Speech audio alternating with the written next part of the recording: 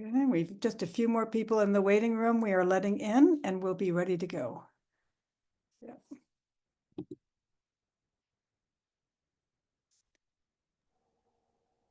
Dr. Ata is there. Oh, excellent. Yeah. Okay. Okay. Thank you. Thank you very much, everybody, and welcome to this special session on sustaining higher education in Gaza. I'm Judith Tucker. I'm a professor emerita at Georgetown University, and I'm also a member of the MESA Global Academy Committee. And my co-chair for this session is Dr. Mezna Qato. Dr. Mezna teaches history at Cambridge and is director of the Margaret Anstey Center for Global Studies at the University of Cambridge, and she's also a member of MESA's Committee on Academic Freedom. So we are all acutely aware of how horrific the ongoing genocide in Gaza has been for everyone there, as Israeli attacks on people, on hospitals, on schools, on mosques, on churches, on residences have caused widespread devastation. And this special session springs from one aspect of this apocalypse, namely the physical destruction of virtually every institution of higher education in Gaza, as well as the murder of many of our colleagues. So this is a terrible loss for Gaza, for Palestine, and for the global academic community. And I know that we in Middle East Studies want to learn more about the various projects, whether planned or in process, that are being envisioned or implemented to sustain teaching and research. And we are also very eager to hear what roles we might usefully play as our counterparts from the universities in Gaza continue their work in higher education. So we're very grateful to you, the number of colleagues who have agreed to talk to us about the challenges that you face and the forms of collaboration that might be most welcome. So it's my pleasure to introduce the participants in the roundtable who will speak in turn for about 10 minutes or so. And then Dr. Mezna will raise and field questions to facilitate our discussion. So I think what I'll do is just introduce the participants as a group and then let them speak in the order that I have introduced them. So we're very pleased to have with us Dr. Ahmed Abu Shaban, who is Associate Professor and Dean of the Faculty of Agriculture and Veterinary Medicine at Al-Azhar University. And he is currently a visiting professor in environmental sociology at York University. And then we have Dr. Wesam Amer, who is a Cara Fellow at Cambridge University. Dr. Amer has been the Dean of the Faculty of Communication and Languages at Gaza University. Dr. Ata Darwish has worked at Al-Azhar University in Gaza since 1994. He has served as head of the methodology department and was assistant dean of quality control. And he is very well published in the field of education. Dr. Mnawwar Najim has held several senior management positions at the Islamic University of Gaza, where she is now head of the Quality and Development Committee in the Faculty of Education. She is also very active in women's and children's issues and is an educational consultant in several institutions caring for orphans and martyrs' widows in Gaza. And then finally, I'm sorry to report that we will not be able to have Dr. Osama Hamdouna with us in this session as planned. Dr. Hamdouna was not able to, he is in Gaza and was not able to connect. But he is a professor in the Department of Psychology at Al-Azhar University, and his research centers on social psychology and mental health, including the impact of the current situation in Gaza. So we will miss him being with us.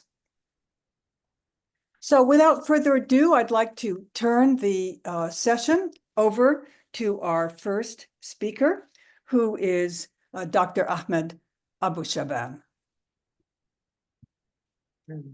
Thank you very much for organizing this event and for the opportunity actually to reflect the scholasticide implications on Gaza, um, but more important also to discuss what can be done. So what what type of tangible support that can be provided to support the academic institutions and the academic system in Gaza.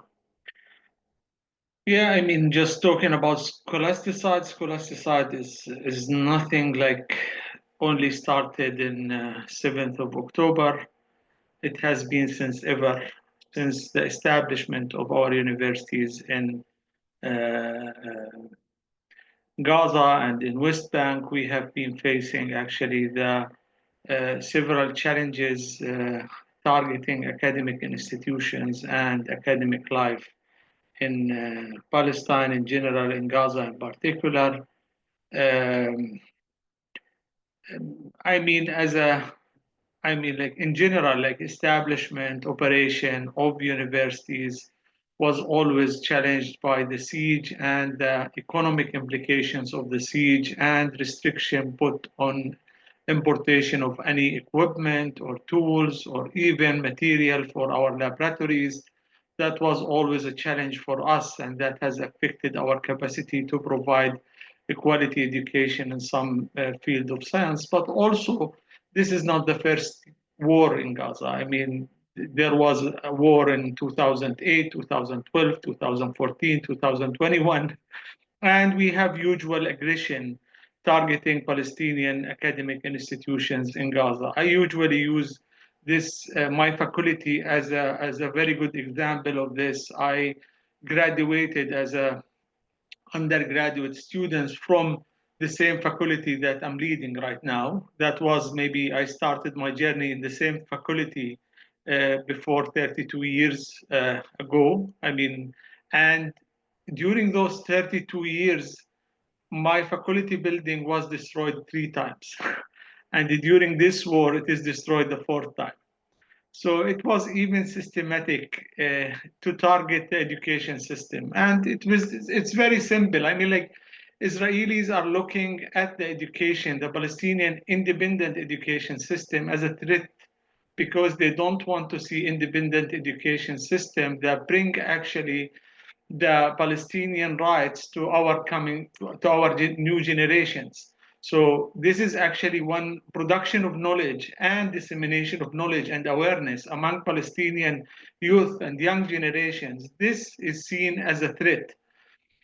And this also reflects the significance of education system and higher education system in Gaza and Palestine. But what happened actually in this war, because actually, this is, we usually say, Palestinian are real symbol of resilience and resistance.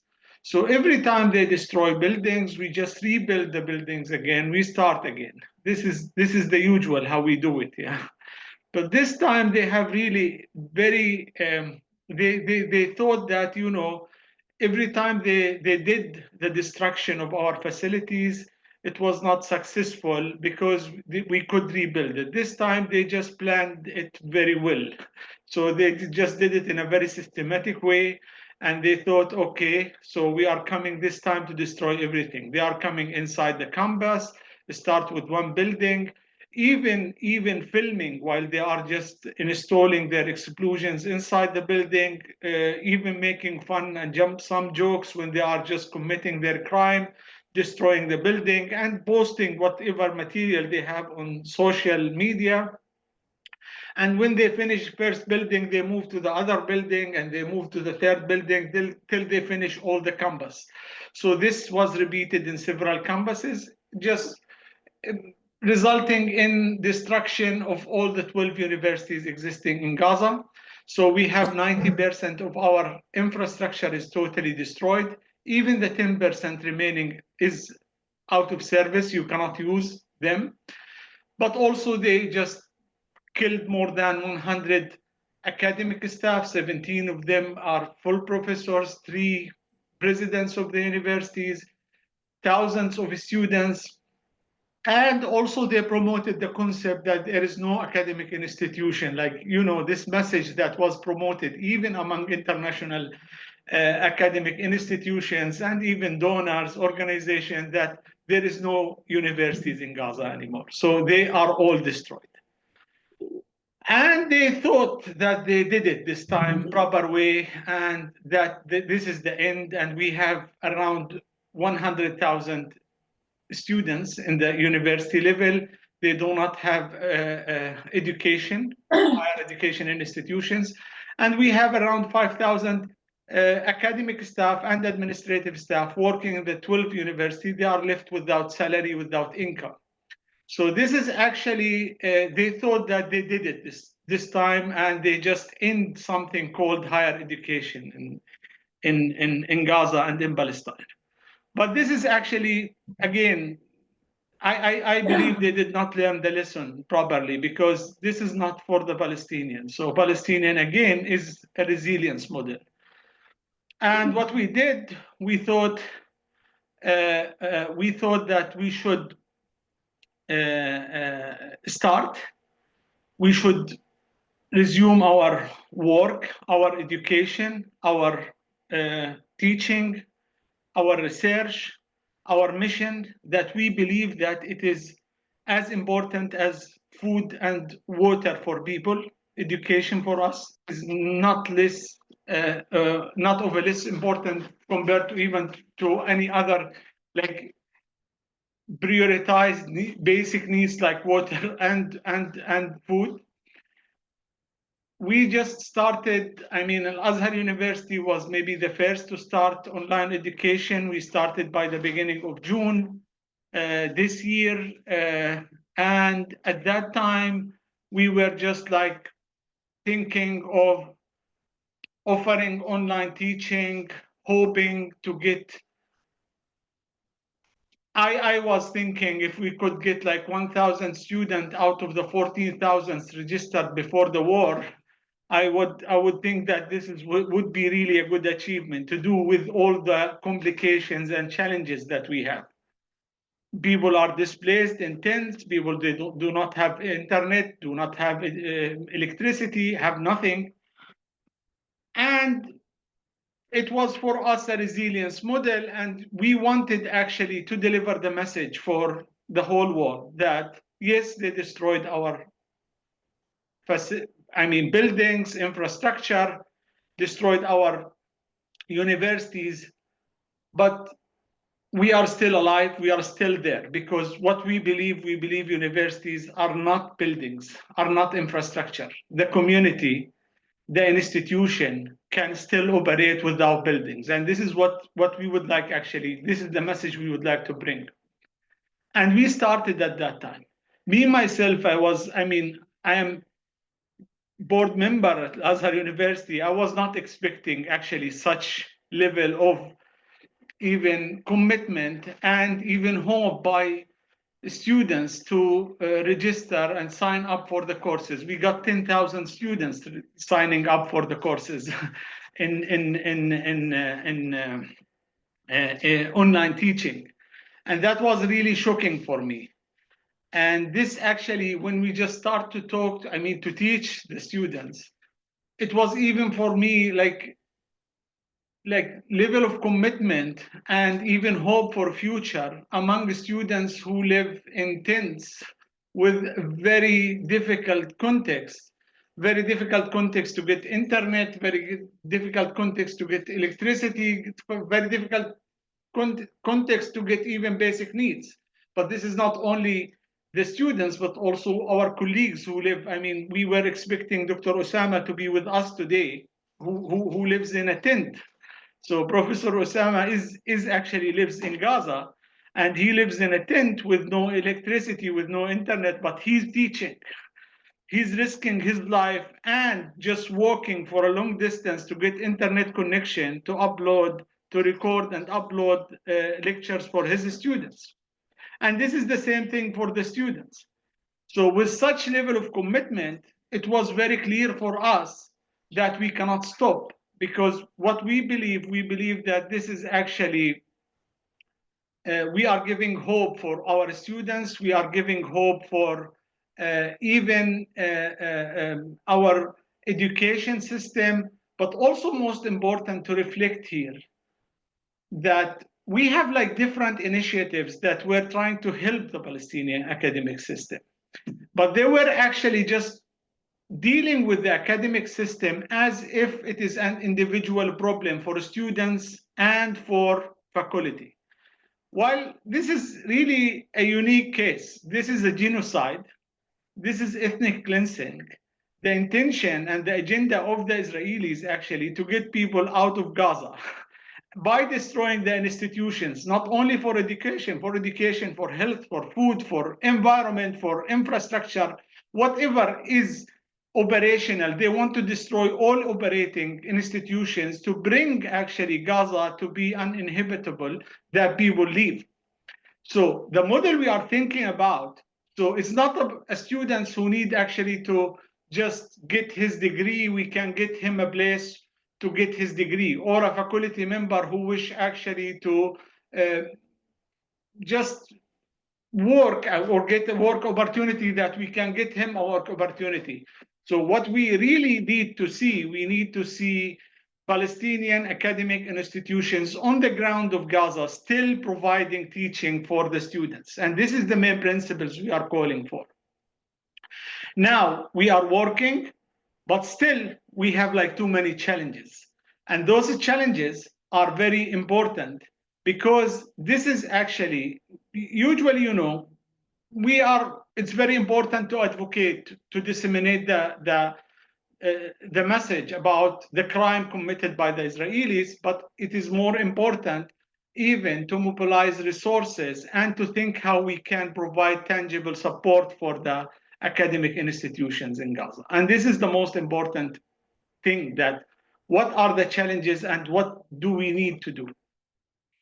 The first and main big challenge is the financial resources. The only financial resources for all academic institutions in Gaza is the student fees. I mean, we do not have any other source of income for the universities to operate. And even before the war, we had financial hardship because of the deteriorated economic situation, because of the occupation and imposed siege in Gaza. We were actually struggling to get the operation cost of the universities. But after the war, of course, everything has stopped. Even we are offering teaching to the students, we cannot ask the students to pay fees, because actually within the ongoing situation, it's very difficult to ask them to pay any fees. Now, this is actually reflecting a very challenging context for universities to operate, because we are asking our colleagues to mainly working on a voluntary base, in such very difficult situation. And this is actually the main challenge that we are facing currently. And sometimes it's also very good to reflect, what does it mean money? What does it mean fund? Because sometimes people would think, we are thinking about like different components. We are not talking now about rehabilitation and rebuilding, because this would involve really a huge fund that even we are not expecting this to happen within the next year or the next even 2 years. But we are talking about the operation cost.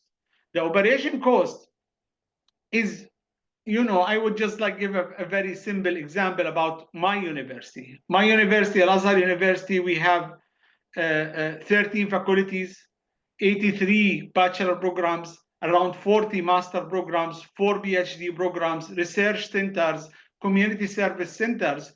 The whole operation cost per year, annual budget of the university is $15 million, which is, even if you compare it with any university in USA, it's a small department in any faculty would just like spend more than this money. And the cost per students, the average cost per student fees is around 1,000 US dollar, which is, I mean, like if you would like to bring one student from Gaza or any developing countries to Canada or USA, maybe the average annual cost per student would be $100,000. $100,000 can be actually the fees for 100 students in Gaza and support the academic institutions and enhance working against the Israeli agenda of evacuating Gaza institutions and academic institutions.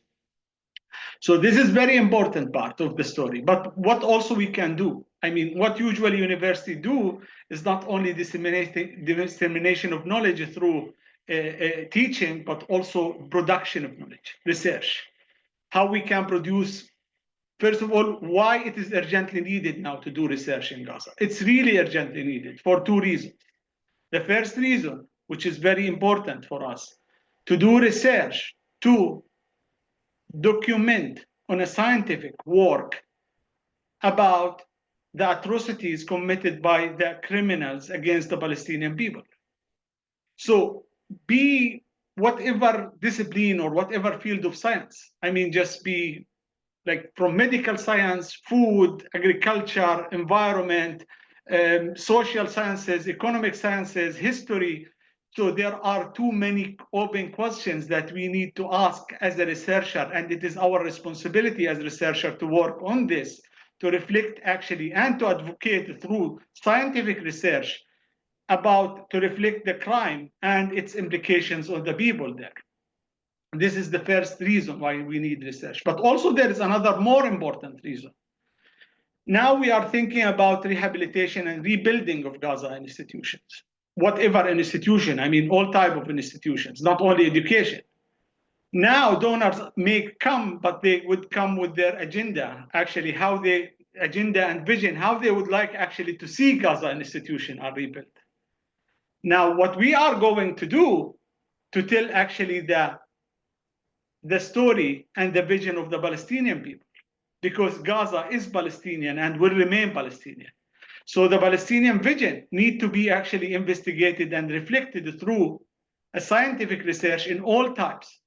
So education, how we would like to see education rebuilt, environment, health, whatever sector in Gaza, we need to see actually and to reflect the Palestinian vision on the optimal approach, how to rebuild and to operate independent Palestinian institutions and independent Palestinian system. Now, talked about the significance of research. Now, what can we do as international academic institutions, faculty, as even individual or institutions? Too many things can be actually like done to support the Palestinian academic institution. First of all, money. Yes, money. We can get money, like scholarship program. I mean, I would just give one of the example, very good example, that we just established a scholarship fund program called ISNAD by Ta'awun, that actually Ta'awun is an international NGO that just host or just run this fund, and they accept actually donation from individuals and institutions to cover tuition fees for Palestinian students in Gaza for the biggest three Palestinian institutions in Gaza, academic institutions in Gaza. But also there are other approaches how we can help through even institutions. We are trying to do something here even with the staff union with academic institutions here, to invite even faculties to sponsor students in Gaza and to pay their tuition fees. We are trying to do this with the staff unions in different even organizations. Research. I mean, yes, I am Palestinian, and I know that all of you are doing a great job as solidarity with Palestine. But even as a researcher, even if I was not Palestinian, even if I don't have solidarity with Palestine, I would be eager as a researcher to do research in Palestine and to reflect actually those two main questions in all sectors. But the issue here, what we are trying actually to establish and to work on is joint academic research program between international academic institutions and Palestinian academic institutions in Gaza. So this model actually is a win-win situation for both, for the academics in the international academic community, institutions. So they are interested in research and they are interested for solidarity, but also as a researcher, they are interested to do this. And this is ethical, even responsibility as a researcher to do this work. But also, I'm currently like here in Canada, I do not have access to data. Yeah, as an academic in one of the universities in Canada, as all of you right now. But who has access to data?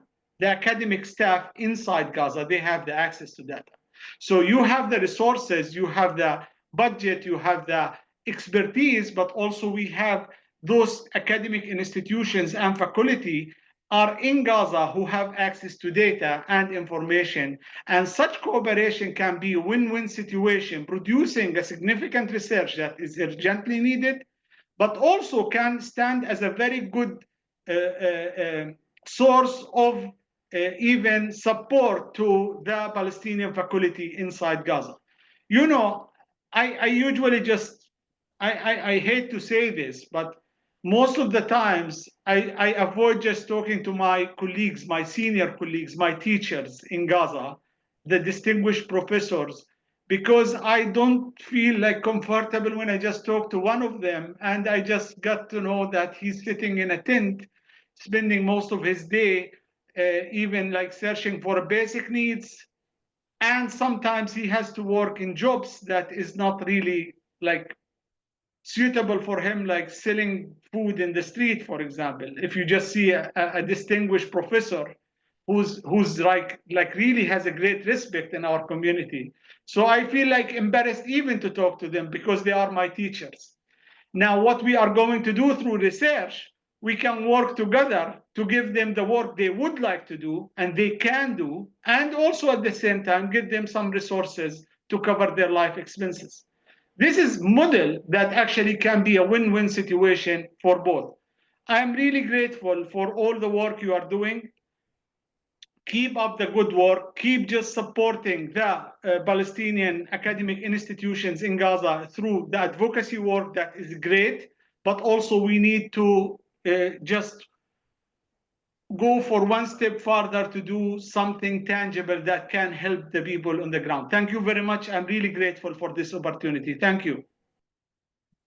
Thank you very much, Dr. Ahmed. And next we have Dr. Wesam. All right, thank you so much, Dr. Judith, and it's nice to join you, and thanks for this opportunity to share experience, to share opinions about Gaza and experiences from Gaza, mainly on the scholasticide of higher education institutions in Gaza. As my colleague mentioned, scholasticide refers to the Israeli systematic destruction of Palestinian institutions of higher education and the deliberate killing of Palestinian scholars, Palestinian academics, Palestinian students in the Gaza Strip, as well as in the West Bank and in diaspora as well. I would say, as a displaced academic from Gaza, I would say it was not my choice to leave Gaza. I was forced to leave Gaza under the threat of facing the genocide and the threat of losing my life and my family's life, my daughters at the beginning of the war. But luckily, I was I could leave Gaza, first to Egypt and then to Germany, before I got Qato and IIE Scholarship Fund at Cambridge University with a joint fellowship. Of course, the situation is very safe in Cambridge, and I feel very grateful for the people at Cambridge and in Cambridge. And I would say much appreciation to Mezna here with us from Cambridge University. But I would say still, even though I feel safe and I feel lucky to join the prestigious university, I'm still very worried about the rest of my family, relatives, students, academics, colleagues, neighbors, who still live in Gaza. We were displaced multiple times together. We lived together in tents. We stood in long queues for long hours to get some pieces of bread or to find. We struggle a lot together to find clean, drinkable water among many basic necessities of life. I would say our situation in Gaza is not really safe at the moment. And one aspect of the current ongoing genocide or carnage or massacre, wherever the term is used, believe me, it would not describe and explain to demonstrate the real situation on the ground.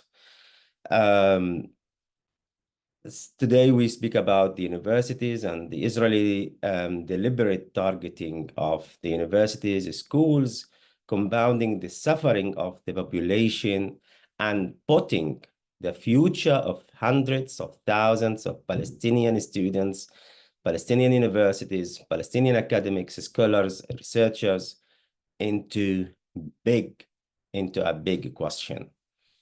In Gaza, we have 12 universities, 12 higher education institutions, and these institutions are accredited by the Palestinian Ministry of Higher Education and Scientific Research. During the current genocide or scholasticide or episticide or idiocide, every university in Gaza has been bombed. Of course, there are 3 major universities in Gaza, which have been faced the devastation and bombing only from the second day of the war, on 8th of October 2023. The Islamic University and the Al-Azhar University were highly bombed by the Israeli troops, and they have been reduced to rubble by of course, Israel's US supplied jets. Also, if we talk about the number of schools, more than 370 schools have been either destroyed or severely damaged, and as a result of the Israeli military assault. The challenges for our universities have not started on October 7th. There have been, the institutions in Gaza have been suffering a lot for 17 years during the Israeli blockade and siege of the Gaza Strip. I would call it intellectual imprisonment, facing a 17-year Israeli blockade, in which the Gaza's higher education system has deteriorated so much. The blockade has already suppressed the intellectual growth of Palestinian academics and students in many ways. For example, one way is restricting their inward and outward mobility imposed by the Israeli occupation of both Gaza and the West Bank, and hindering the development of the essential infrastructure for teaching, for learning, and for research. Also, as my colleague mentioned, the universities in Gaza faced the Israeli atrocities and military actions in the previous wars in 2000 and 2008, 2009, 2014.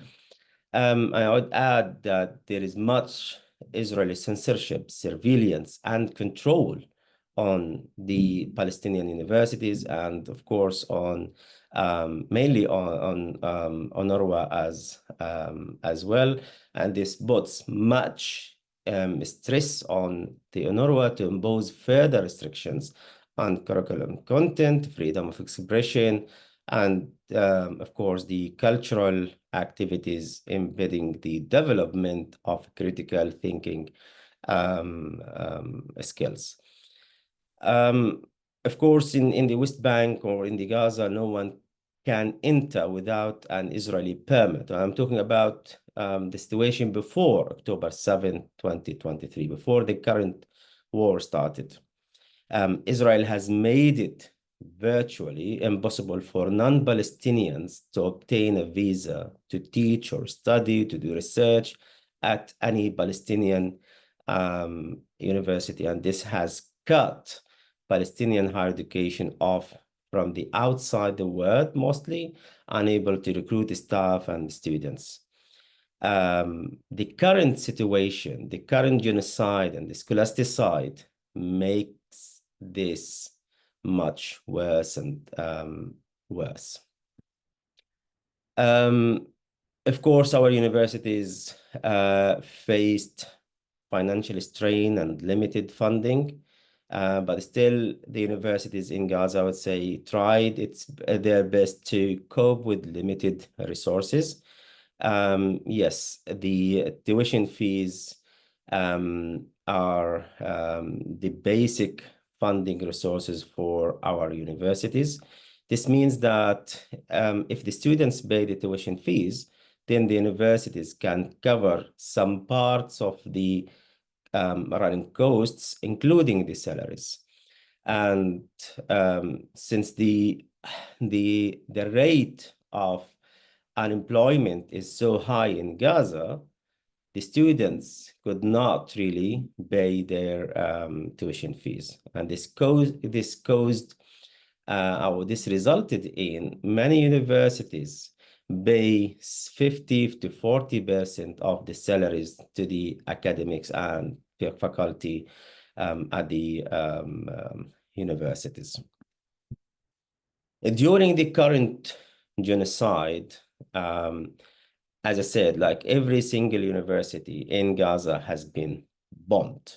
So damage is either completely or partially. But partial damage does not mean that the universities are able to host or to receive students, academics, administrators, etc. So they need a lot of reconstructions. Some campuses of the universities have been turned into military bases. Al-Azhar University campus was used as a military base during the first months of the Israeli ground invasion, and then the campus or the building of the university was leveled to the ground.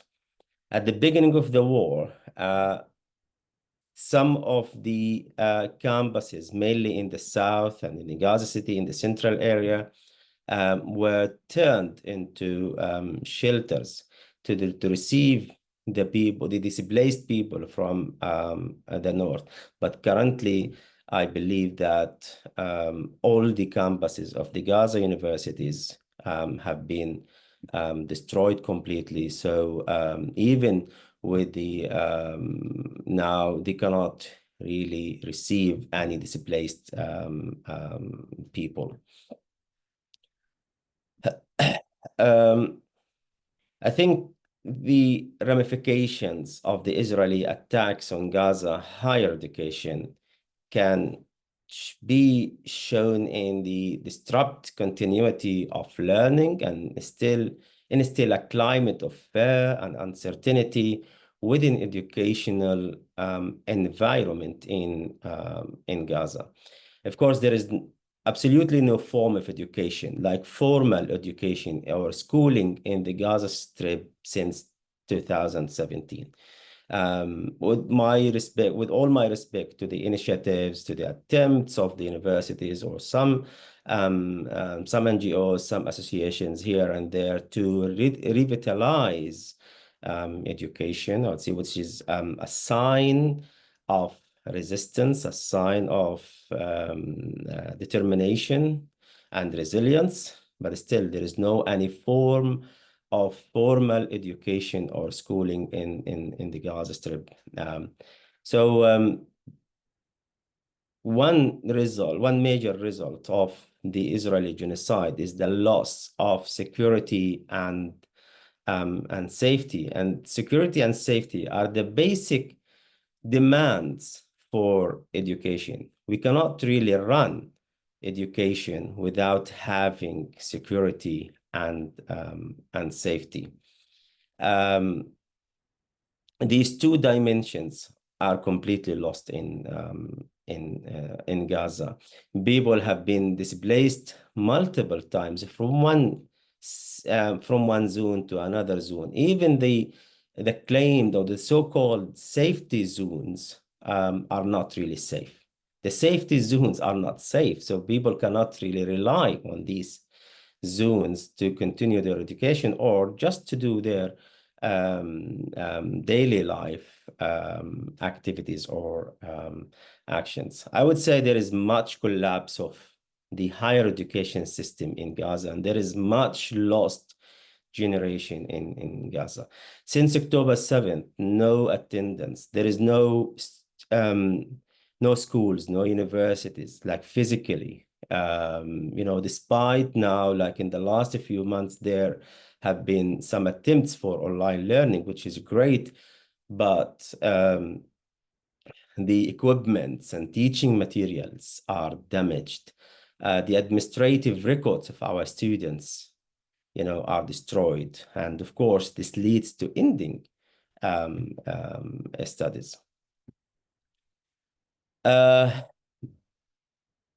One major ramification of the Israeli genocide and the scholasticide is the very devastating consequence is the psychological implications that Palestinian academics and the students experience through the war. And I think, like, if I talk about myself and talk about the colleagues I know in person, about, family members here and there, you can feel that how psychologically we have been affected by the war.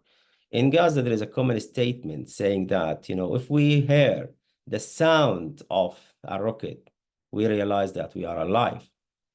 But if we don't hear the sounds of bombs or sounds of rockets, this means we are gone. And you can imagine how psychologically we have been traumatized, with the drones, with the rockets, with the bombardment, with a way to find the basic necessities of life, and the way to struggle to find the basic right of education, or for many or for thousands of students to continue their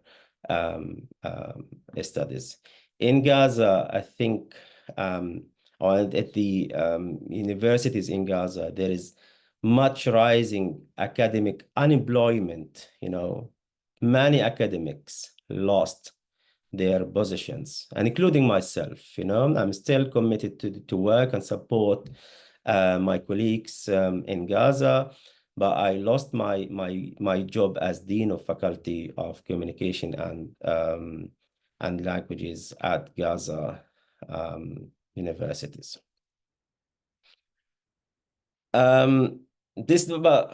With all such situation and challenges, I would say people of Gaza or people in Gaza are very determined, are very resilient, and very encouraged actually to continue the efforts to rebuild higher education in institutions. Of course, rebuilding or reconstruction of higher education in Gaza is feasible, yet challenging and demanding. It's not really impossible to reconstruct or rebuild Gaza. But when the war is over, it will be many months, if not years, before any children or students in Gaza start studying again and the class can resume. For survivors of the genocide, I would say this gap in the education, on top of time lost, of course, to COVID and the previous wars, will cast a long shadow over the future, adding to the legacy of trauma and lost time of war. To respond to the Israeli scholasticide of the universities in Gaza, which is the systematic destruction, I would say to respond, we need systematic construction. So to respond to the systematic destruction, we need a systematic construction.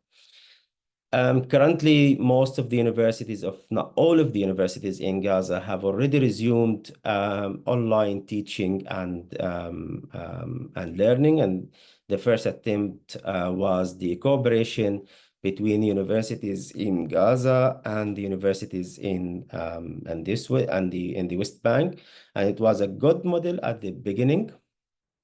So our students at the beginning could join as guest students or visiting students, so they could communicate with their academic communities through social media and so on. So our students enroll in the West Bank universities as guest students. Then another initiative that has been recently found its way in Gaza is what we call this so-called educational hubs or educational cafes, where students and academics can go to these hubs, even though there is no safety and security, but still some academics and some students take the risk to go to these hubs and the cafes to download the recorded materials or the recorded lectures, or for some lecturers to upload their teaching materials for our students. I think in terms of the actions that can be done by the universities around the world, I think the first essential step, from my point of view, is to call for an immediate ceasefire.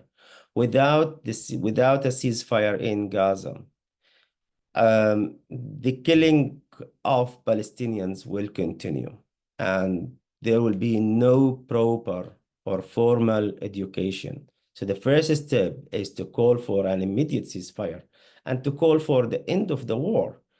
Now we have over 400 days of killing of Palestinians, 1,400 days of genocide, of massacres, 1,400 days of war against innocents in Gaza. So the ceasefire would lead to halt the ongoing mass murder in Gaza. And this is imperative to enable the Palestinian students, Palestinian academics, educators, to begin to rebuild the foundations for a safe return to learning.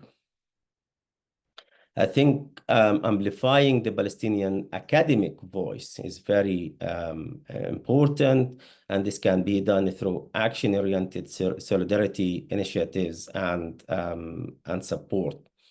And since my research into international media, I would call for more engagement of media and international institutions into the higher education destruction.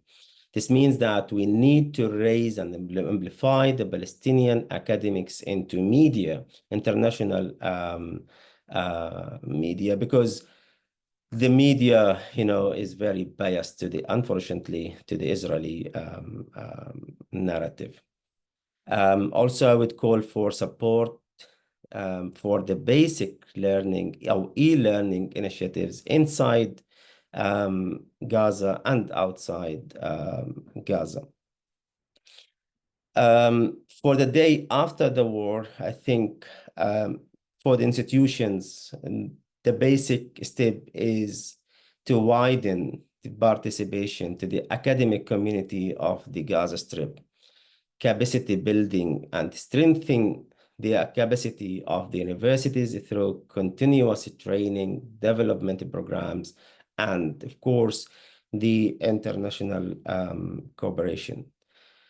I think our curriculum needs a lot of development. So there is a call for curriculum continuity to develop a plan to continue education through online platforms, temporary classrooms, or alternative methods. Because reconstruction or rebuilding the universities will take years and years. So we need an immediate support to rebuild, some classrooms so we can have in-person education. I think universities can support the universities in Gaza by upgrading technology and facilities. And this means to replace and upgrade damaged technology and tools for online learning. Now, for online learning, as I said, like we have the so-called educational cafes or hubs, and most of the academics or students use the eSIM card to access internet. And about the size or the data limited in the eSIM cards that available in Gaza. Our students use their mobile phones to access materials as they have limited access to a computer. Of course, since October 7th, we do not have electricity, and it is an additional challenge for us. Before October 7th, we used to have 4 to 5, 6 hours maximum of electricity, but since October 7th last year, we do not have any electricity, and this makes students need to find sources where they can charge their mobile phones. I think universities can help with co-led online seminars, like between 2 scholars, one from Gaza and one from outside Gaza. And I think this is critically important for universities in Gaza and academics to continue to operate online, despite the fact that they have been physically shuttered. I think if the universities can offer co-led online seminars taught in Arabic or in English, that would help a lot our students continue their education, and this also would help our academics, our lecturers and teachers to prepare their classes in a proper way, so we can aim for the quality of education despite the continuity of the war. I think establish vital scholarship and fellowship programs for academics inside Gaza, for students, for academics and students inside Gaza. I always call for remote fellowships in a way to reinforce the resilience of our academics inside Gaza, so we do not help indirectly with the brain drain that Israel tries always to push academics and intellectuals in Gaza to leave.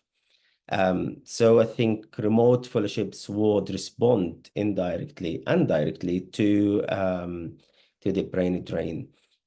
So establishing grants and funding opportunities for research projects founded on rebuilding, sustainable development, and of course, social impact.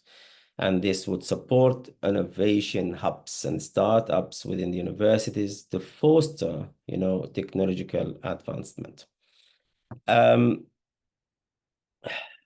think 4 programs can be done in terms of reconstruction.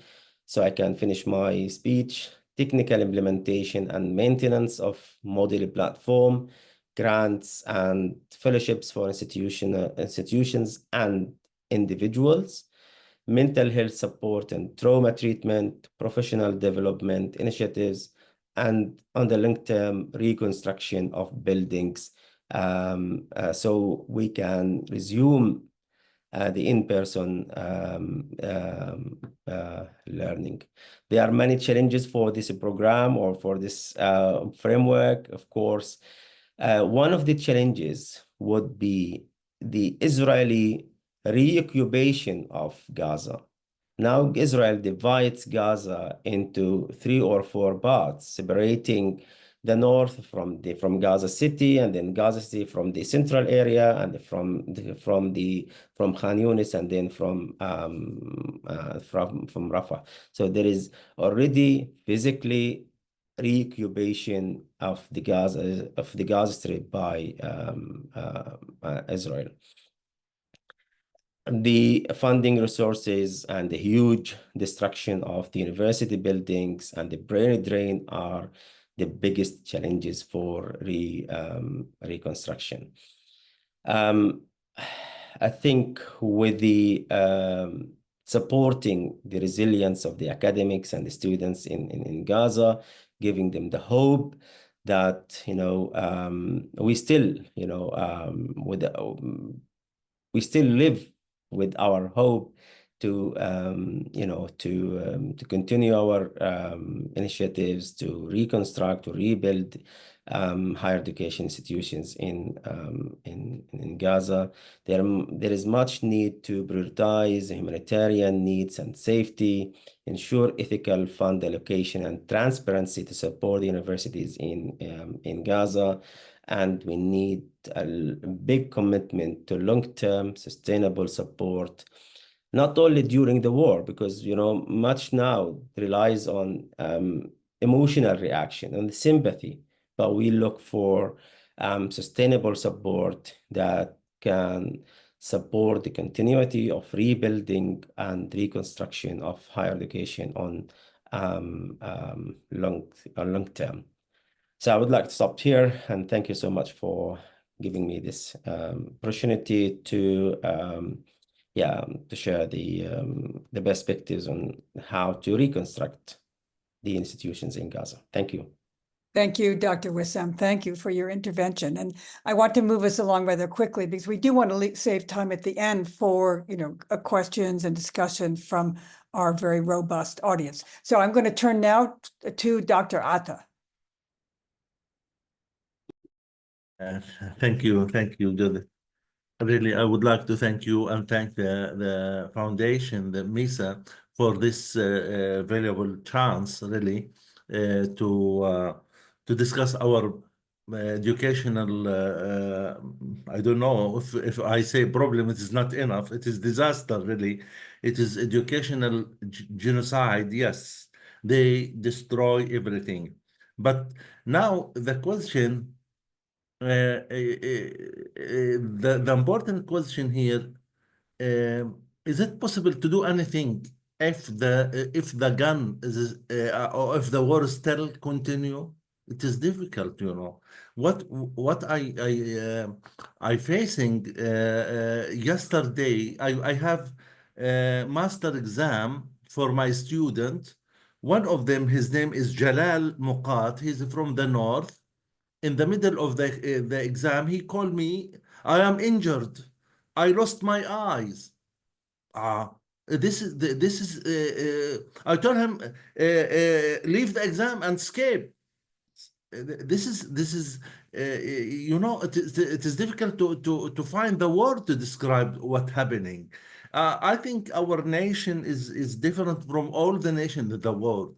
They are studying under the gun, under the construction, and under the crazy criminal soldier who destroy everything, schools, university, research center, everything. So I heard the discussion of the two fellow before me. In fact, we are facing three things. What can we do before war, and what can we do after war? After war, it is big story. It is very, very long story to speak about. We don't have anything to speak about. We don't have building. We don't have labs. We don't have everything. Nothing. They, what surprised me? One of the soldier, unfortunately he's speaking French. When they tell him that beautiful university of Al-Isra, why you destroy it?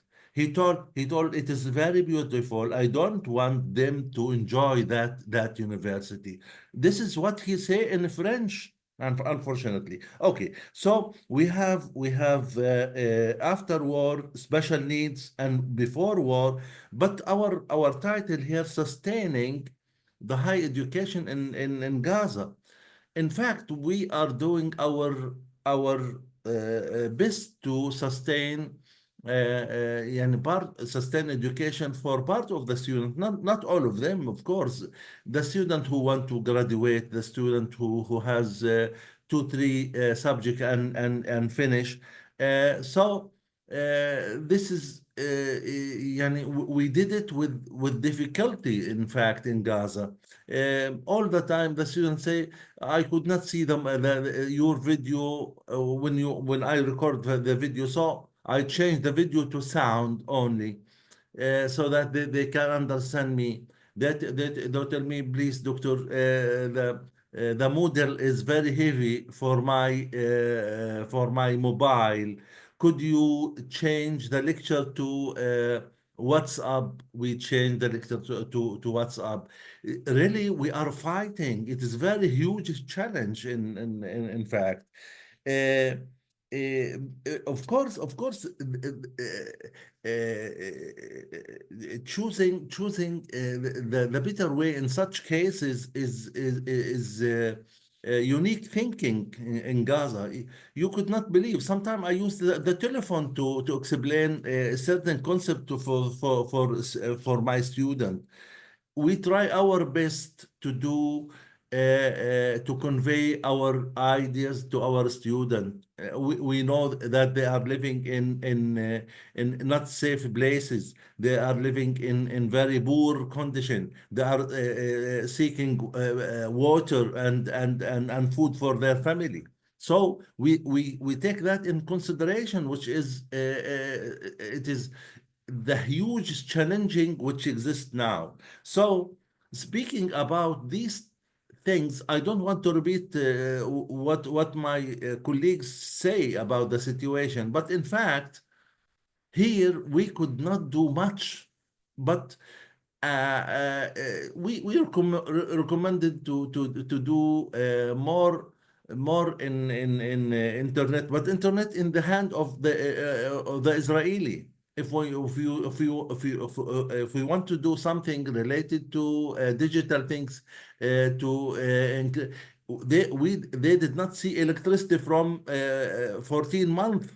So I don't know. They are living on a charger by sun. So I don't think any nation in the world afford that challenging the Palestinian student is having and suffering from it now. So as Dr. Ahmed say, that university is not building, it is community, it is philosophy, it is message to everybody. So we need to sustain our university for that message. We need to reveal the crimes of Israeli occupation, which exceed any massacres happen in the war, any genocide happen in the war. In fact, I don't have much to add in research. Research needs a lot of support from NGOs, international NGOs, and even any country want to help, because the researchers will documented all these crimes done by the Zionist country. Without these researches, we will not be able to send the message to the world that those people they don't deserve to classify as a civilized country. It is a group of criminals. It is not civilized country. This is what I saw in my eyes. Let me say that they are never been. They should not be classified as civilized democratic country. No, they are a group of criminals. They are doing crimes which is you could not believe it. Okay. Yes, we need here in this current situation to think about the second stage. I'm sure sooner or later the war will stop. So we need to think about need assessment. What we need. Should we return back to the previous curriculum? No. Since everything destroyed, we need to rebuild everything in modern basis. I want to make use of this genocide to build a new curriculum. I want to rebuild a new educational system, which is full of digital. We are living in a new age. We need to rebuild our educational system in different way. I'm hopeful that they will get out from Gaza sooner or later.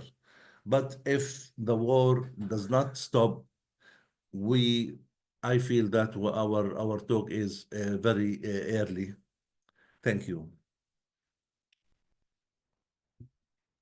Thank you very much, Dr. Atta. And I think, Dr. Mnawwar, I do not see you here. Are you here? Have you been? I think you have been struggling with internet connection. Really, I'm struggling to continue with you.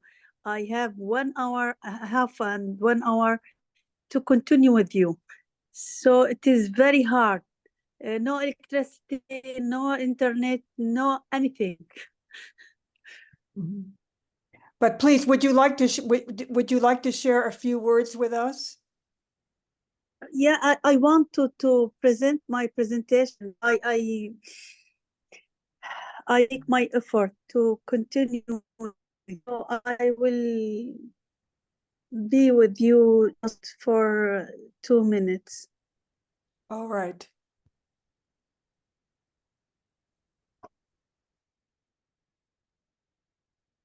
We will wait for you.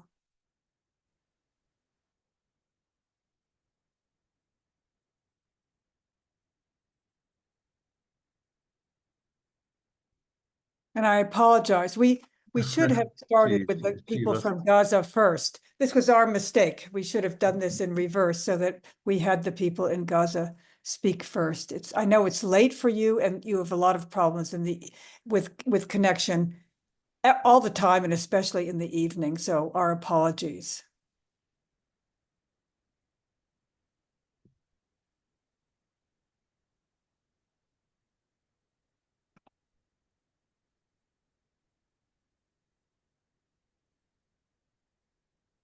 What do you think, Dr. Mezna? Should we take a question while we're waiting for Dr. Mnawwar? Yeah. And whenever Dr. Mnawwar comes in, more than happy to kind of, turn it over to her for whenever she's able to, if that's okay with everyone. Okay. So thank you all for these really crucial reminders, really crucial interventions in helping us all think together about the best ways and practices, the, the form in which we need to start thinking and our students in Gaza. Dr. Mezna, you are going in and out. And it comes from all of yours incredible experience. Now I'm coming. It comes our experience, experience as leaders, scholars, and researchers in Gaza as well. So I suppose, am I cutting off? You have been cutting off some, yes. Okay. I'll try to be brief as possible so that I don't cut off too much. So my question really to start us off is to ask you all about now, this question of what can be done now. And there are a lot of efforts, for example, of sharing, curriculum sharing, seminar co-leading that are happening globally, actually, in really increasing ways. In that context, what are the specific things that you think, for those who are teaching now in Gaza universities through online programs in particular, what are the notes that you have for these kinds of efforts? In what ways do you hope that those specific efforts that are happening now and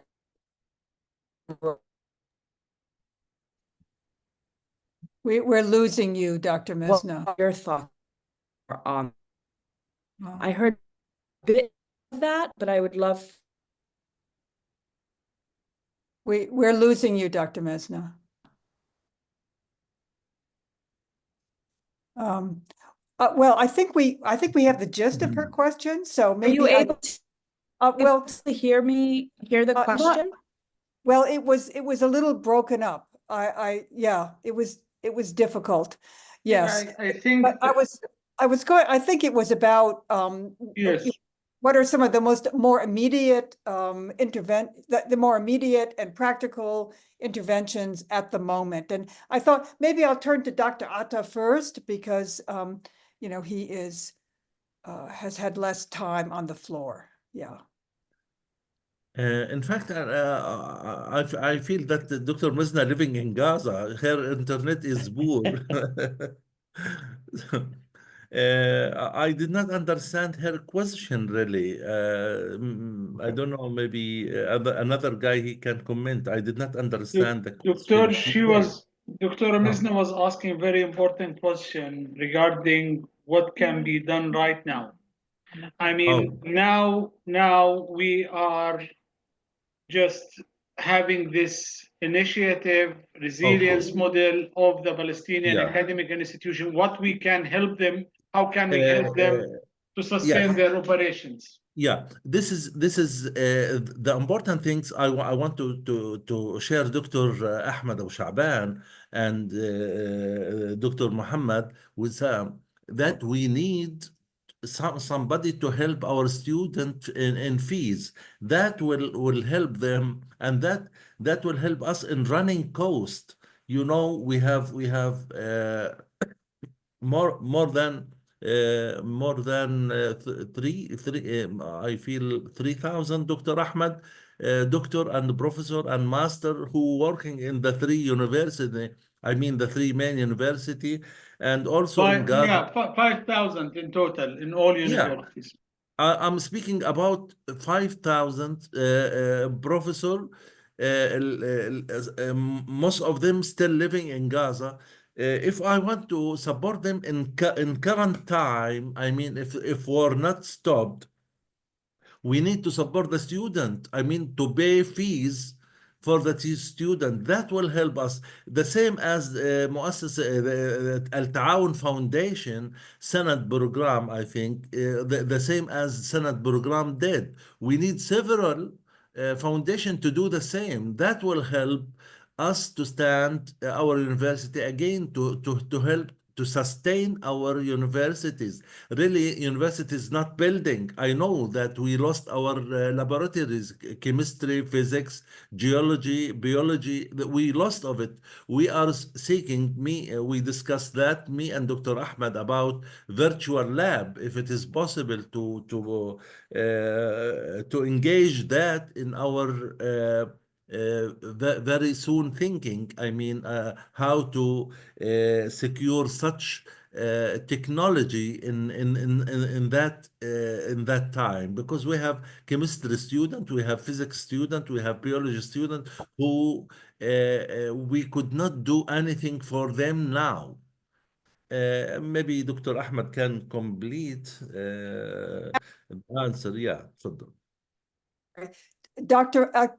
Mnawwar was able to enter, so let me see if she can speak. Dr. Mnawwar?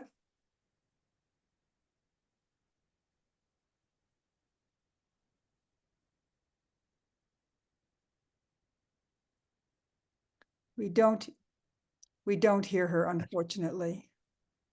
I think we have a live example how our academics in Gaza suffer and face the obstacles of the internet connection. And this is really a very lively example how the online learning in Gaza happens and occurs and operates actually.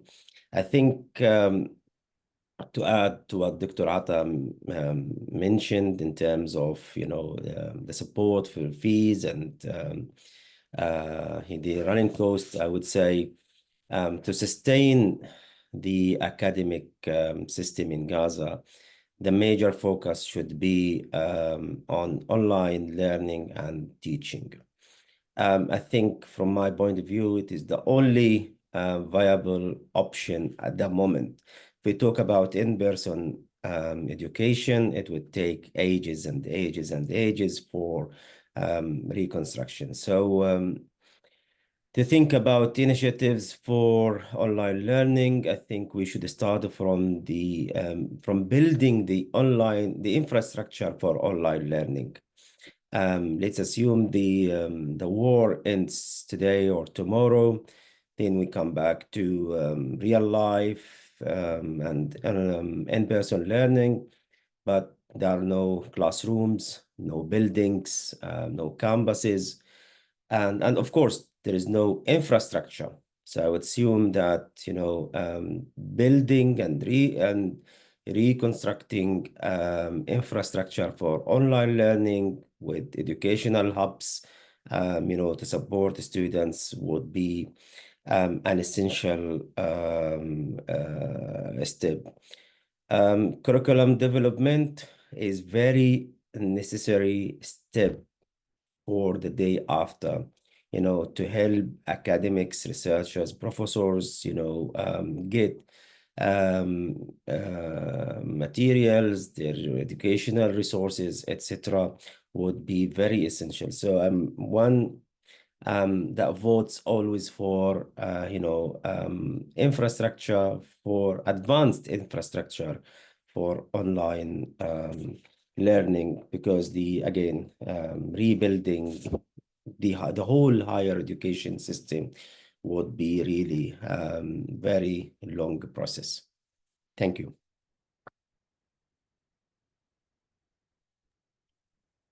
Thank you very much. I think this is really a very important question. I think we have several models that we can just achieve real, tangible support for academic institutions in Gaza. When we just talk, just be realistic. Money and fund is the most important thing.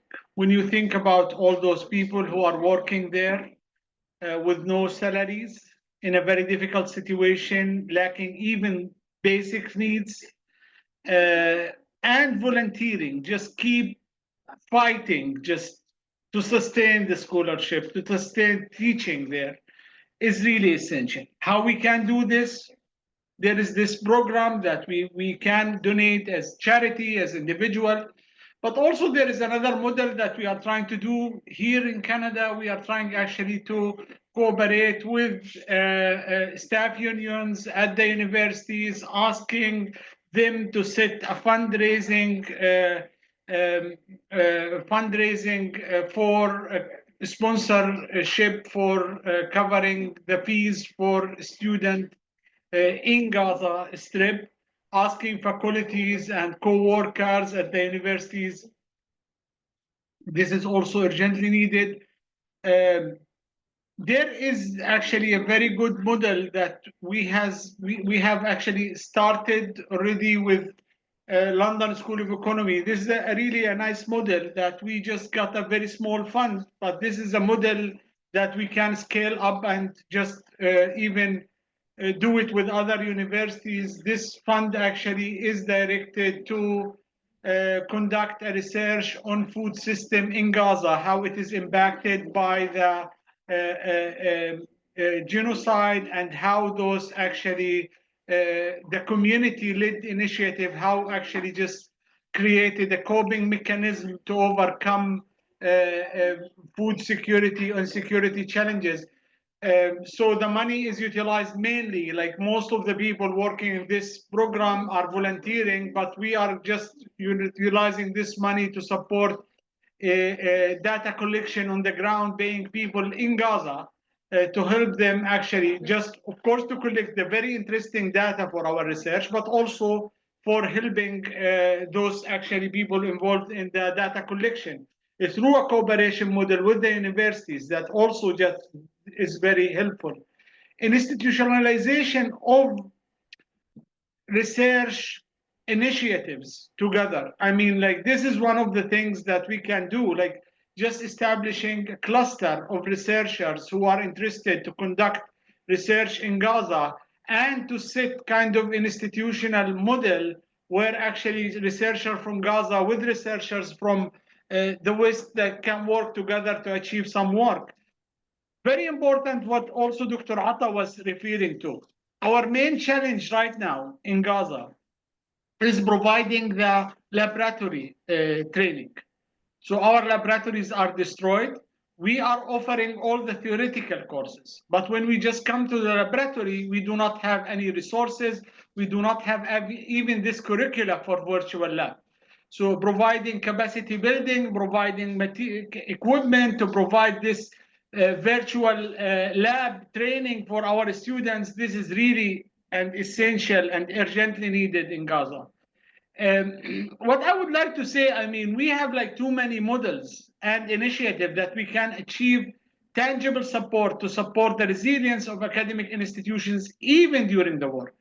But the question here is very important that we just keep always this principle in mind, that we need to support the institutions to sustain their operations on the ground, because this is actually just, we are standing against the genocide and their agenda to evacuate and decompose the academic institutions in Gaza. We need to protect academic institutions of being decomposed. I am being board member in one of those universities. Currently, we are struggling with our staff because we are just pushing them and putting pressure on them to work on a voluntary base, while actually they have a very critical and urgent need for money to cover the basic needs for their children and their families. So this is something usually when I just describe how my colleagues are working in Gaza, so this is described as a miracle. But usually my question is, for how long we can keep this miracle working? Because it's really a miracle, but for how long? And what I'm really afraid of, that we reach a point of time that we cannot tolerate anymore and the system will collapse. And with your support, what I mean here, advocacy, and what you are working on, advocacy, disseminating this message is very important. But also more important is to have this tangible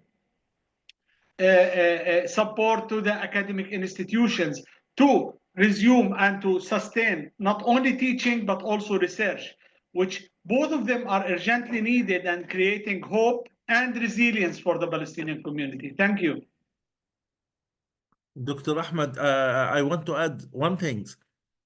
Is it possible? Is it possible to make something like big project which cover all the university? I'm not mean Azhar alone or Al-Aqsa University alone. I mean body which include all the university. We want some people told me that they can take the responsibility of one student from 1 year to the end.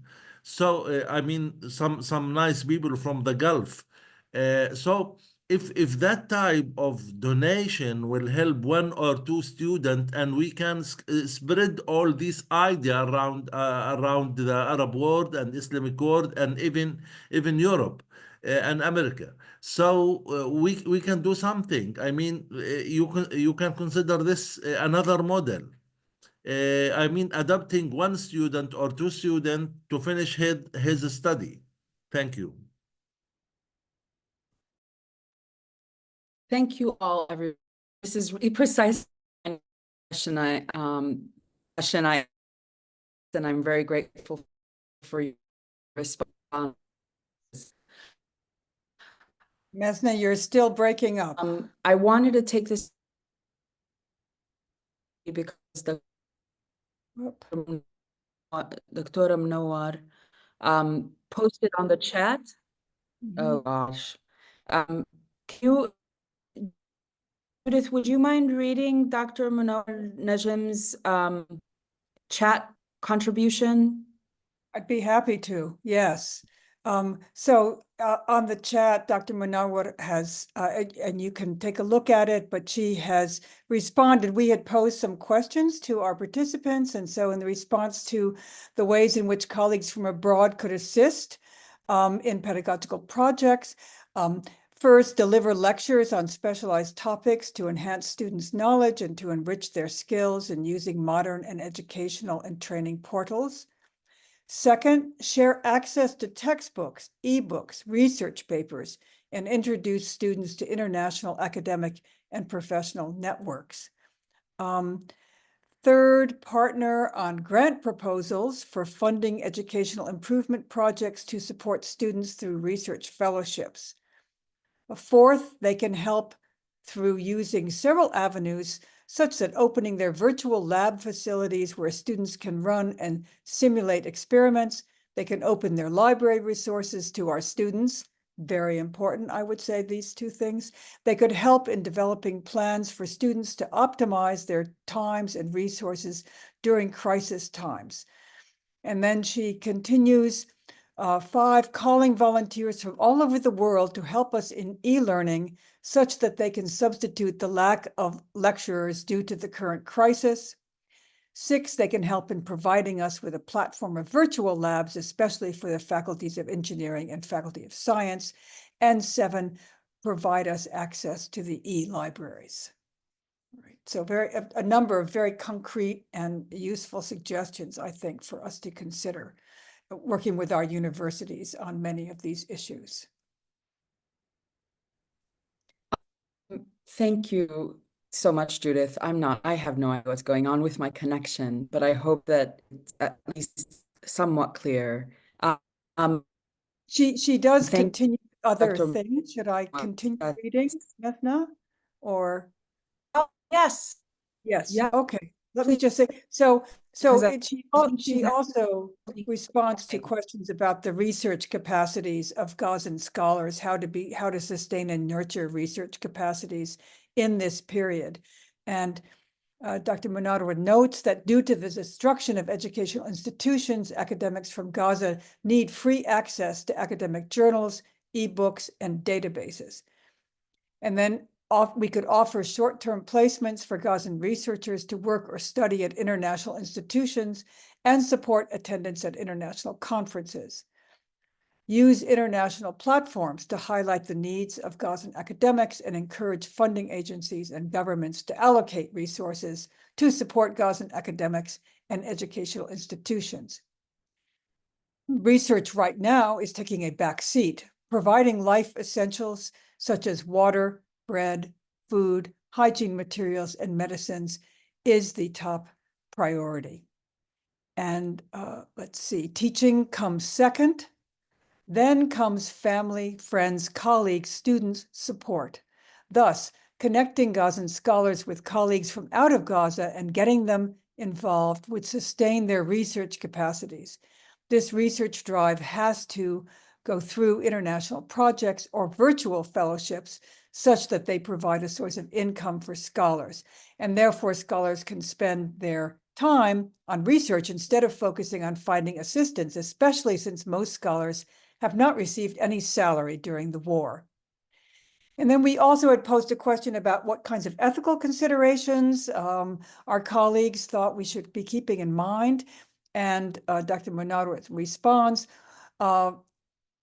so ethical considerations are critical to ensure that partnerships and collaborations between local institutions, such as Gazan universities, and their international counterparts are equitable, respectful, and beneficial to all parties.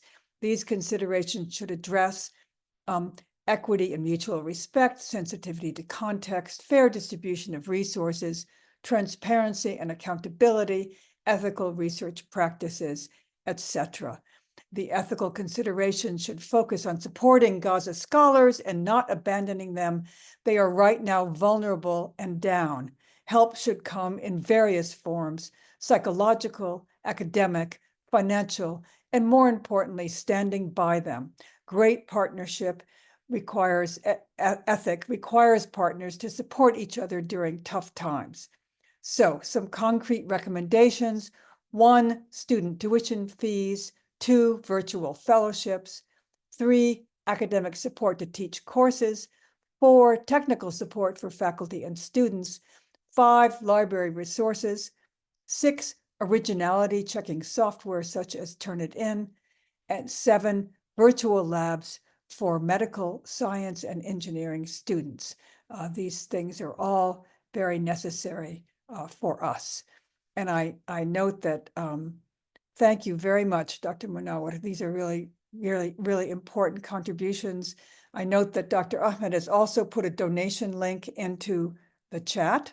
And also I've talked with Dr. Mezna, because she is, has a lot of resources at her fingertips, but we've been talking in the chat about perhaps putting together a list of resources, ways to direct funds, ways to find teaching opportunities, etc., other kinds of collaborations that perhaps we can gather those together and send them out to all the people who are participants in this in this session. So this is Dr. Mnawwar's images that she wanted to share, about 5 images. mhm.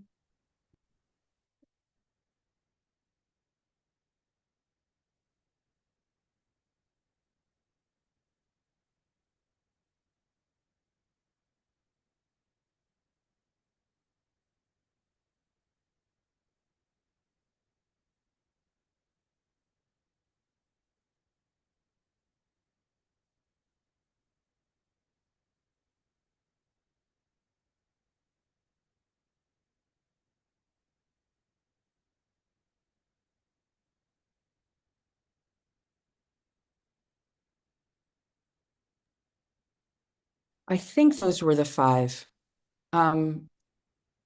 Thank you so much, Dr. Mnawwar, for these really succinct, clear suggestions and your perspective, and thank you for being able to stay on as long as you have. So we have about 15 or so minutes left, and I feel we have gone and discussed in particular the question of teaching, but I wanted to kind of hone in a little bit more on research.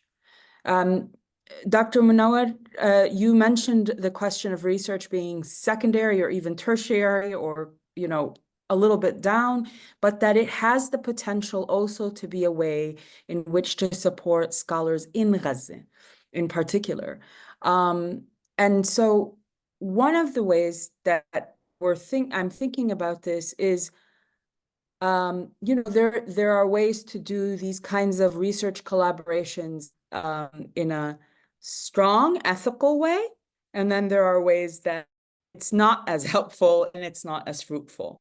So from your perspectives as scholars who taught and did research and are scholars in your field in Gaza, who taught at universities in Gaza, what are some of the frameworks for research collaboration that you would suggest as scholars abroad try to think about the development of research cooperation with Gaza?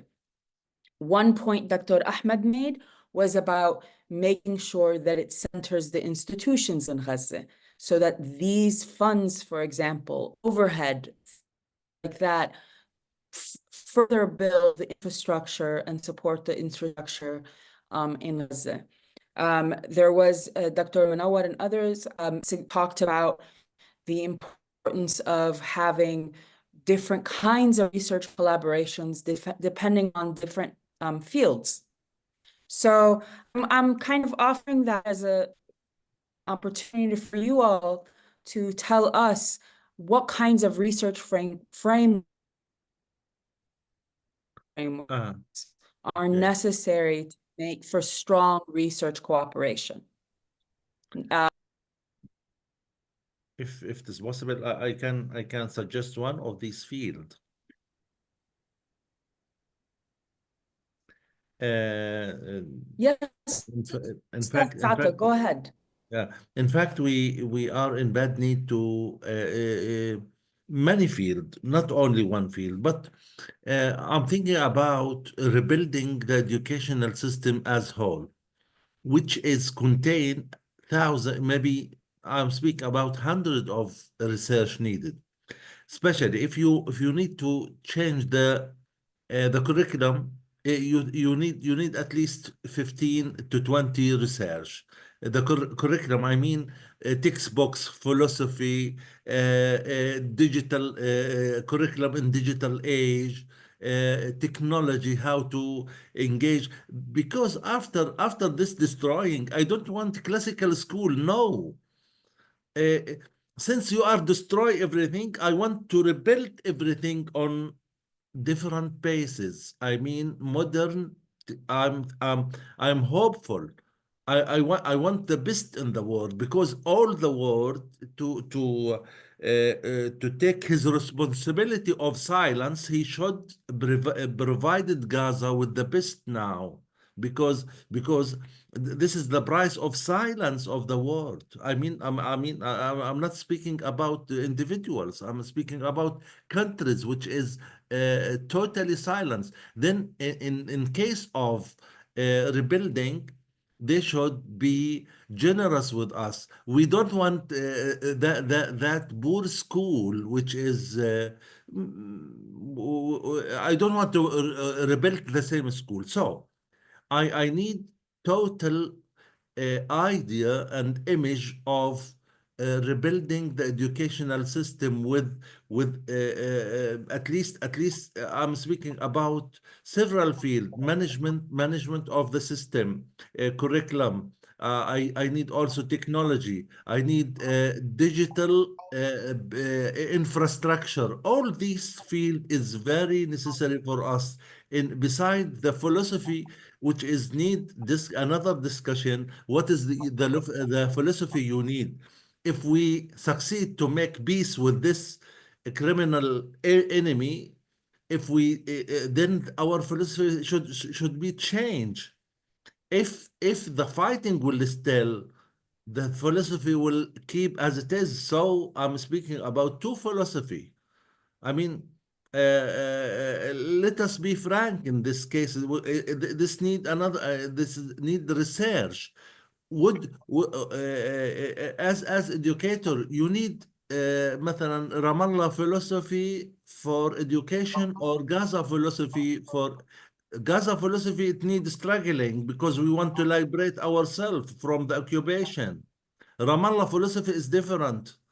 Ramallah philosophy, it is we are living in peace. We never see peace till now. So I think the next stage need research. Part of this research need assessment research and diagnosis research. What we need. Thank you. I think it is, again, I cannot just always just thank for really a very good question, because this is, I mean, when we talk about ethics, I think it is ethical that we provide support. And as long as we are talking about academic institutions and academics, faculty, actually I would consider it is part of their ethical contribution and support for the fair cause of Palestine is to produce knowledge about Palestine. This is very important because we need actually to produce knowledge that first of all reflect the impact of the crisis on the community, which is very ethical, to use this as a scientific documented research to reflect actually the atrocities and the crime. This is one thing. But also, as Dr. Atta was explaining, because we need to tell the vision, the story of the Palestinian people, how they would like actually all their systems to rebuild. I mean, coming to this education, I'm not education specialist, but I'm just thinking, and I think maybe most of you would agree on this. Now, let's assume the war is just over tomorrow, and we will start let's assume that we have our schools built again, and we want to bring our children to the school. Do you think our conventional education system would be suitable for the students? Those students who are exposed to huge, massive trauma during this, they experience things that even, I mean, like adults would never tolerate. So think about if we should just think about restructuring all our education system.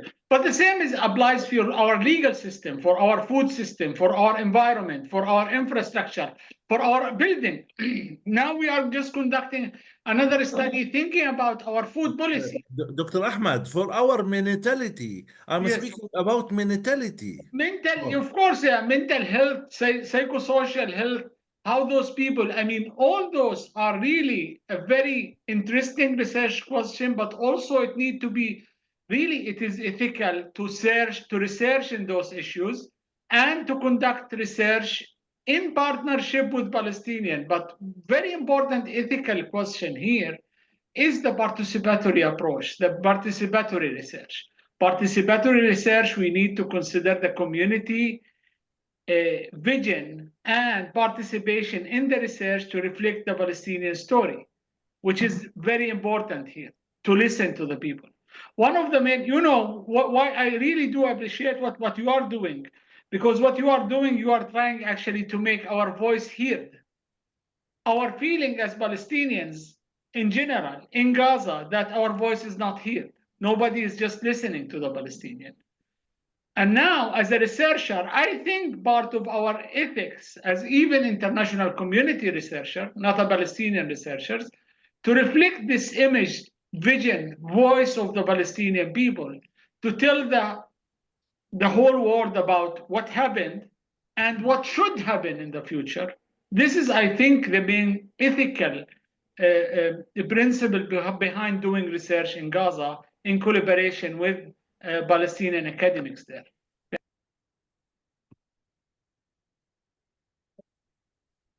And if I may add just quickly 3 points, I think in terms of Palestinian vision for reconstruction, basically we need a very scientific research or study on how to reconstruct and how rebuild the whole system of higher education, not only in Gaza, but I think in Palestine. Also, I call for on all universities actually to conduct research or scientific research, also to reconstruct, to build a study on how to reconstruct the higher education system in Palestine, and this would bring both the voice of Palestinian academics together with the international actors and international stakeholders. Colleagues from Cambridge University have done a report on the primary education, and I always encourage them also to do a research on higher education. And I think there is a project going on to focus mainly on higher education.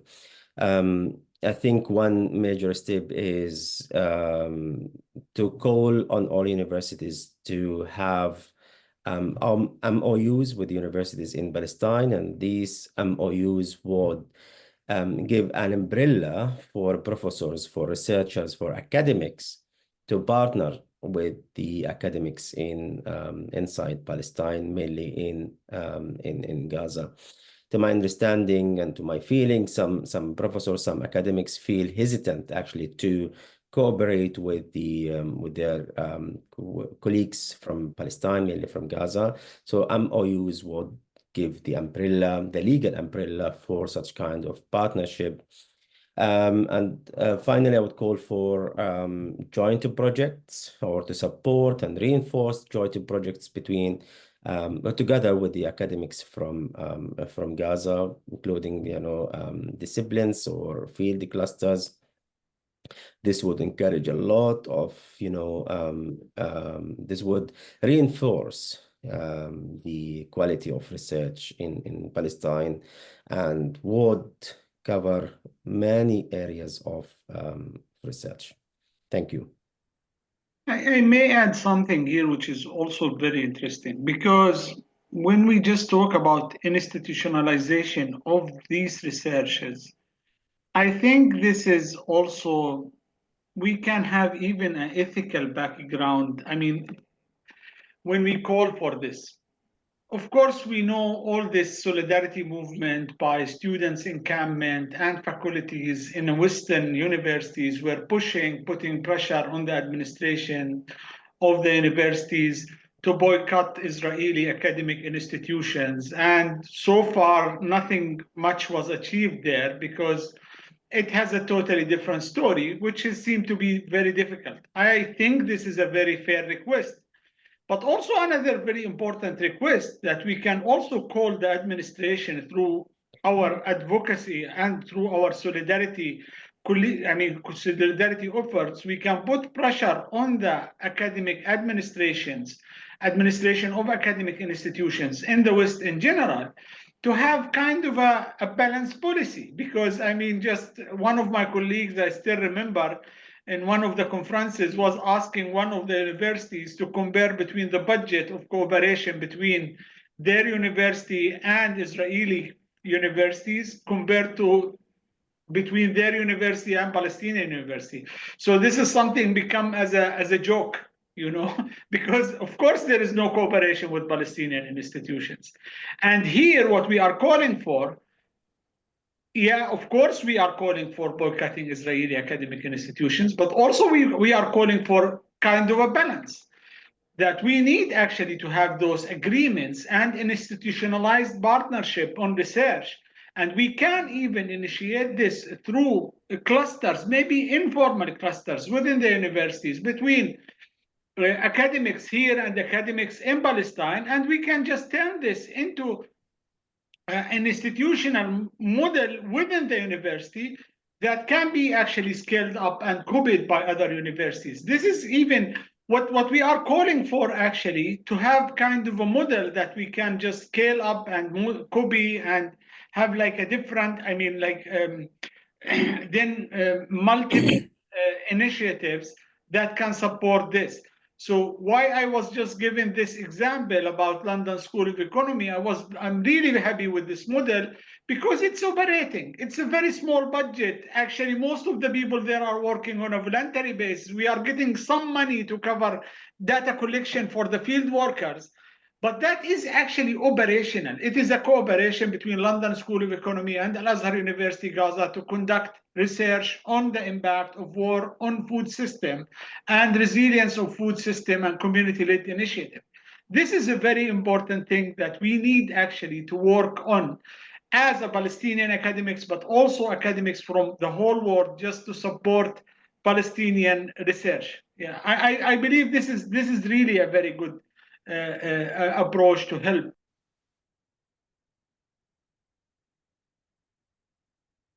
Thank you so much, everyone. So we have about 5 minutes, and I'm mindful of everyone's time, especially Dr. Mnawwar. So if anyone has any questions, particularly burning questions that haven't been addressed in any particular way, please raise your hand in the chat and I'll call on you.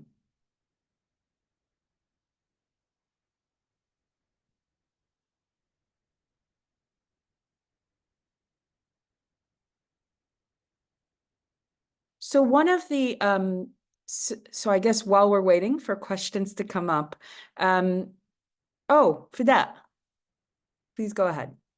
Sure. Thank you so much. And thank you to our colleagues from Gaza. I really appreciate you taking the time to speak with us, especially under such difficult circumstances.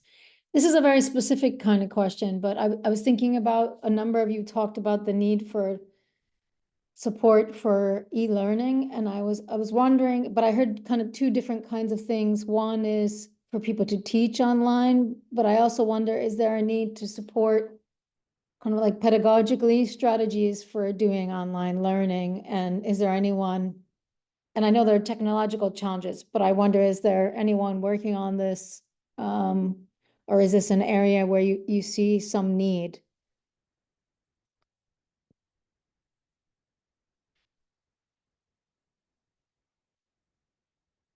And I see, like, Dr. Mnawwar talked about academic support to teach courses. So I read that as two potential things, right? To actually teach classes. And I can't remember who talked about maybe co-teaching and having it in both English and Arabic and recording some classes. But yeah. Dr. Ahmed, did you want to address that? Because I think you addressed this. I think this is really interesting. I mean, this is, I mean, it is really urgently needed because, as you know, that we lost part of our colleagues, and some of our colleagues are in a really very bad condition that they cannot offer teaching. Having volunteered to teach, usually, actually, we do accept that. The issue that just cooperating with non-Arabic speaking institutions and faculty, that will make it harder for most of the faculties because of the language of instructions is usually, but every and each university has established kind of focal point where actually we accept people who are willing actually to volunteer. We are just like received maybe hundreds of Arabic speaking academics who I would say like tens of them like teaching in my university. Like in my faculty, I have around like maybe 7 like professors from Arab speaking professors who are teaching there. So if anybody is interested from the Arab speaking, this is really interesting. Other area which is really appreciated, this is virtual lab issue. Virtual lab is a big challenge for us. There is we are postponing graduation of some cohorts of our students because we just covered all the theoretical courses, but we are not able to provide those virtual lab. And like I would just give a very simple example here from the Faculty of Veterinary Medicine. Yeah, so we were trying even to find whatever means to support even training, like practical training for our students inside Gaza. For those who are displaced outside Gaza, we were able to coordinate with Morocco to send our students who were displaced outside Gaza to receive the practical training in Morocco. But we still have the first cohort of the graduates from this faculty we have 40 students inside Gaza. So we were trying actually to find a place, the ministry, private sector, any place where we can just provide them the practical training. And the shocking fact was that we do not have any livestock anymore surviving in Gaza, because the Israelis, either they killed the animals or they cut the fodder to come inside Gaza. So the animals were starving, they died. So we do not have chicken, we don't have cows, we don't have, we have no livestock in Gaza to give. So I was even trying, just like, I'm not specialist, I'm the dean of the faculty, but my specialization is something different. I was talking with the professors there, please just develop kind of a training material that we can provide online just to get those students graduating. They told me, we do not recommend this because they actually have not received any practical training, and they are going to be vet doctors who are going to deal with animals. So if they don't know how to deal with animals with their hands, this is a problem. Now we are thinking about virtual labs, but virtual labs, we do not have the capacities, the facilities, the infrastructure. We do not have it in Gaza. So sometimes even we need this technical support and knowledge, like from other colleagues from other universities, in different fields. Like our colleagues in the Faculty of Engineering are facing major challenges in practical training. So they cannot offer most of their practical labs. They cannot offer because they do not have the resources to do it. Yeah. So this is really a challenging part. Yeah. But thank you very much. Thank you. Well, we unfortunately have to wrap up. I wanted to begin first by thanking our colleagues, Dr. Ahmed, Dr. Ata, Dr. Mnawwar, Dr. Wesam, for being with us today. And we send our solidarities to you, to all of our colleagues in Gaza. Please convey to all of them our solidarity. We send our solidarity to Dr. Osama, who couldn't be with us today. This is an ongoing conversation, and it's so crucial that we center the suggestions and the recommendations and the vision of our colleagues in Gaza as we build our own and get on with the work of solidarity, be it through pedagogy, teaching, research collaboration, infrastructural support, whatever it is. And that we do so with the understanding and vision that this is, in the long run, the long vision is to rebuild Gaza on Gaza's terms, on the Palestinian people's terms, and that includes the Palestinian institutions that were forged in struggle, and they will be rebuilt with struggle and with all our help. So thank you all so much. We will hope to have those of you who attended, we will hope to send an email out with some of the links that will direct you to ongoing current efforts and perhaps help you in thinking about efforts of your own. Thank you all so much for being here, and hope you have a good afternoon, evening, night. Goodbye. Thank you very much. Thank you. Thank you all. Thank you. الله يعطيكم العافية. يعطيك انت العافية أستاذ. الله يبارك فيك. يلا مع السلامة. شكرا جزيلا، يعطيكم العافية. Thank you so much. Thank you, Wesam.